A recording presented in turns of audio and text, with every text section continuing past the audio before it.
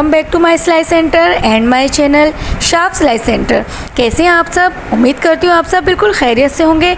मेरी ढेर सारी दुआओं के साथ मेरे प्यारे स्टूडेंट्स एंड फ्रेंड्स, आपके ढेर सारे प्यार, हुस्न इखलाक और दुआओं के साथ आज हम बिल्कुल खैरियत से हैं और अपने स्किल को, अपने हुनर को हर स्टूडेंट्स को अब मैं ऐसा देना चाहती हूँ कि जैसा कि हमारे टीचर्स ने, हमारे उस्तादों ने हमें अपने सर्टिफिकेट होल्डर के साथ हमें पेश किया।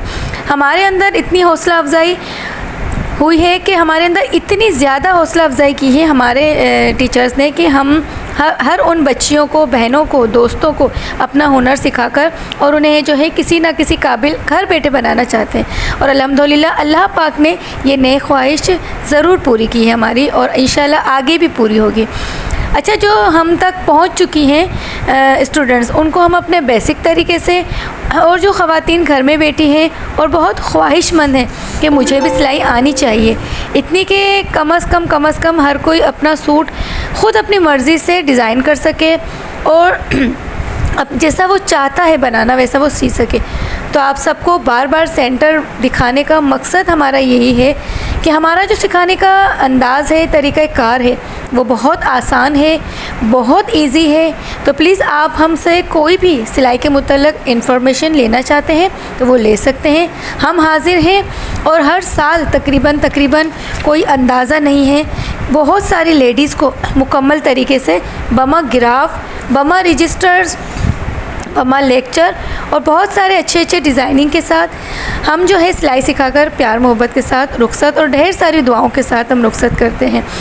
तो ये हमारी ढेर सारी दुआओं के साथ ये जितने भी स्टूडेंट्स हैं आज भी हमसे कनेक्टेड हैं, आज भी हम उनके लिए लम्हा ब लम्हा हाजिर हैं और उन्हें और क्यों ना रहें। Wish you best of luck मेरी तरफ़ से। आज जो है मैं आपको गेजिंग वाली फ़्रॉक जो है उसका आपका जो है वो हुआ 5 स्टेप वो सिखाने के लिए जा रही हूँ। तो प्लीज़ आप गौर से देखिए एक एक स्टेप और हमसे कनेक्टेड रहें। तो ये मेरा प्यारा सा छोटे सा सेंटर है, मेरी छोटी सी ख्वाहिश थी काफ़ी अरसे से जो अल्लाह पाक ने पूरी की और माशाल्लाह ढेर सारी बच्चियाँ जो हैं सीख के जो जाती हैं। तो मुझे बहुत खुशी होती है कि हम जो है अपना हुनर घर बैठे वहाँ तक पहुँचाएँ जहाँ तक हर इंसान अपना जो है काम कर सके। और आप यकीन करें इन बच्चियों की ढेर सारी दुआओं के साथ आज मैं बहुत कामयाब हूँ।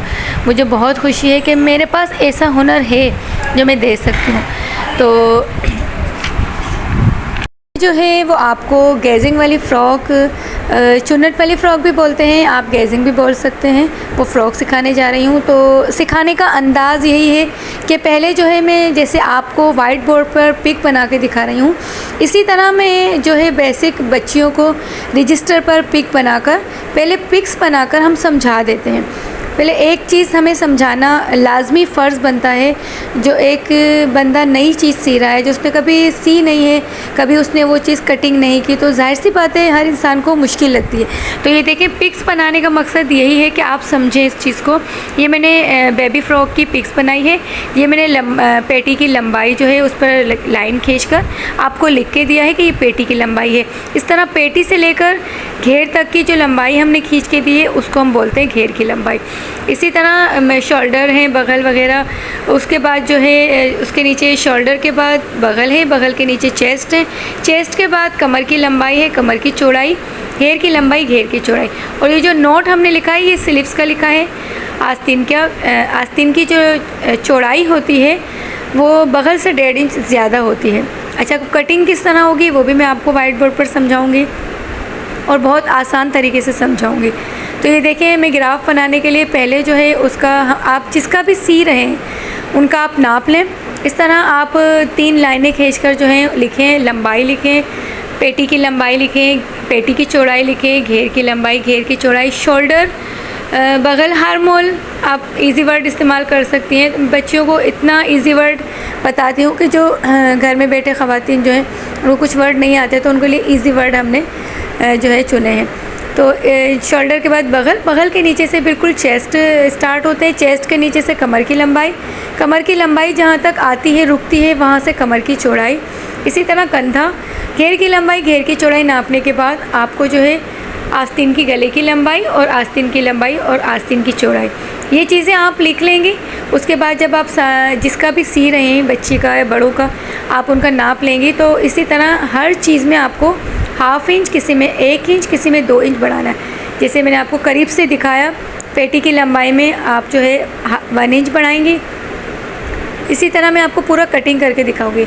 अब ये देखिए, एक तरह से हमने ये फैब्रिक लिया है पेटी का जो हमने कपड़ा लिया है वो इसी तरह चौकोर 4 तह में आपको कपड़ा फोल्ड करना है, जिस तरह मैं आपको नेकर्स में और झबले में समझा चुकी। अब जितना झबले का ग्राफ मैंने आपको समझाया उसी तरह ये हमने 4 तह में कपड़ा फोल्ड किया। पेटी की लंबाई और पेटी की चौड़ाई हमने नाप ली। पेटी की लंबाई हमने कंधे से लेके कमर की गोलाई जहाँ तक आती है वहाँ से नापी। अब वो जितनी भी आए उससे आपको 1.5 इंच लाजमी जो है लेंथ बढ़ाकर कपड़ा रखना है।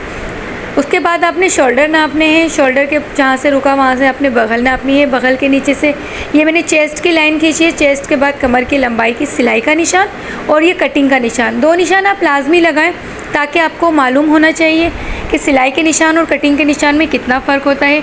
हमें जो है 1 इंच कम से कम या तो 1.5 इंच हमें इतना कपड़ा अंदर रखना चाहिए कि हमारा सिलाई करने के बाद इतना फैब्रिक अंदर हो कि हमें जो है कभी लूज़ वगैरह भी करना हो तो हम कर सकें। अब ये देखें, मैं जहाँ आपको बता रही हूँ ये शोल्डर कहलाते हैं। इस आस्तीन से लेकर इस आस्तीन तक जहाँ तक हम स्लीव जोड़ते हैं इस हिस्से को हम शोल्डर कहते हैं।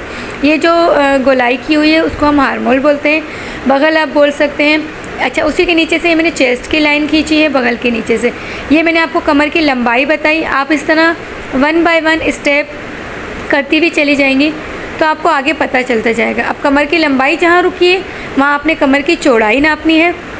कमर की चौड़ाई में आपने कपड़ा बढ़ाकर, अब हमने ये जो लिया है, ये मेरा बताने का तरीका ये है कि ये आपने फैब्रिक लिया है घेर का, गेजिंग वाली फ़्रॉक की, जहाँ हम प्लेटें लेंगे, गेजिंग करेंगे, चुने लेंगे, जो भी चीज़ हम करेंगे उसका हमने फैब्रिक चौकोर कपड़ा लेकर 4 तह में फ़ोल्ड करना है। अब ये मेरा 1 तह में है, ये हमने 4 तह में फ़ोल्ड करके इसकी हमने जो है नाप से निकाल लिया 2 इंच ज़्यादा हमने घेर की लंबाई।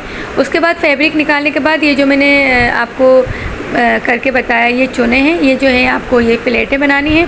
या आप चाहें तो बखिया नीचे करके बड़ा टाका लेके गेजिंग कर सकती हैं। एक धागा इस साइड से एक धागा उस साइड से खींचेंगी तो चुने माशाल्लाह बहुत प्यारी सी चुने बन जाएंगी। मैं आपको स्टिच की हुई भी लास्ट में ज़रूर दिखाऊंगी।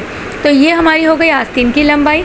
आस्तीन की लंबाई आपकी जितनी भी हो उससे आपने 1.5 इंच बढ़ानी है। और ये नोट जो मैंने लिखा है आस्तीन की चौड़ाई बगल से 1.5 इंच ज़्यादा होनी चाहिए। वो किस तरह और किस लिए, ये हमने फैब्रिक लिया आस्तीन का 4 तह में फ़ोल्ड हुआ। लेंथ में जो है हमें हमारी लंबाई कंधे से लेकर कलाई तक का नाप लेकर और हमें 1.5 इंच बढ़ा के रखनी है। और चौड़ाई जो है अब हम बगल में आएंगे। अगर फॉर एग्ज़ाम्पल आपकी बगल की लंबाई जो है 6 इंच है तो हम उसमें 1.5 इंच बढ़ाकर 7.5 इंच की हम चौड़ाई का कपड़ा लेंगे। ये जो मैंने जहाँ से आपको चौड़ाई बताई है वो चौड़ाई है। और अब जो है हम इसकी कटिंग बता रहे हैं आपको। यहाँ से हमें 2.5 इंच की लाइन खींचनी है कंधे से, और ये हमारा बगल के नीचे से जो है ये लाइन खींचनी है 2.5 इंच की। 2.5 इंच की हमने यहाँ से लाइन खींचनी है, 2.5 इंच की हमने नीचे से। उसको हमने एस शेप की तरह, ये अलिफ मद्दा की शेप की तरह बनाकर और इस तरह उसकी कटिंग करनी है। ये इसी तरह हमने कलाई का नाप लिया, सिलाई का, ये कटिंग का नाप है और जो ऊपर जो टिक्स लगा हुआ है वो सिलाई का निशान है। इस तरह 1 बाय 1 आपको मैं समझाती जा रही हूँ। आप गौर से देखें, ये पूरी ग्राफ जो बना हुआ है फ़्रॉक का वो अलग है। उस तरह ये मैंने जो है पेटी का ग्राफ आपको समझाया 4 तह में कपड़ा फोल्ड करके। इस तरह मैंने घेर का फ़्रॉक तीसरी वाली जो मैंने पिक बनाई है उसमें सिखाया। अब ये देखें, ये मैंने कस्टमर का एक स्टिच किया है। मेरे क्लाइंट की जो है चॉइस पर मुझे फ़्रॉक आया था सिलने के लिए। उन्होंने हमें बताया कि हमें जो है ना स्टिच की हुई फ़्रॉक इस तरह स्टिच करवानी है आपसे। हम घर में कपड़े भी स्टिच करते हैं, बहुत ज़्यादा पसंद आती है हमारी सिलाई। नेक्स्ट हमारा दूसरा काम ये भी चल रहा है। अब ये देखें, ये मैं आपको बताना चाह रही हूँ, इसमें मैंने बलून आस्तीन रखी है। बलून आस्तीन ये आप देख सकते हैं कि कितनी प्यारी लग रही है इस फ़्रॉक के साथ अटैच हुई। तो मैं आपको यही बताना चाह रही हूँ बच्चियों को कि आप गेजिंग वाली फ़्रॉक के साथ बलून आस्तीन। और अभी जो है ये क्लिप बहुत चल रहे हैं सेम मैचिंग के, सेम फ़्रॉक के मैचिंग के, ये अभी बहुत ज़्यादा फेमस हैं। यूट्यूब पर भी बहुत ज़्यादा जो है हम बच्चियाँ देखकर हमसे बनवाने की ख्वाहिशमंद रहती हैं। तो इसी तरह मैंने आपको एक स्टिच की हुई दिखाई। उन्हीं कस्टमर की मैंने दूसरी फ़्रॉक आपको दिखाई। डिज़ाइन उन्होंने गले का सेंड किया था, ये आप देख सकते हैं पिंटेक्स वाला डिज़ाइन है। और पिंटेक्स बनाने के बाद हमने राउंड शेप में बेल लगाई है, तो ये देखें बहुत प्यारी लग रही है। और उसमें उन्होंने कफ लगवाए। हमने जो है कस्टमर की चॉइस से ही बनाया फ़्रॉक।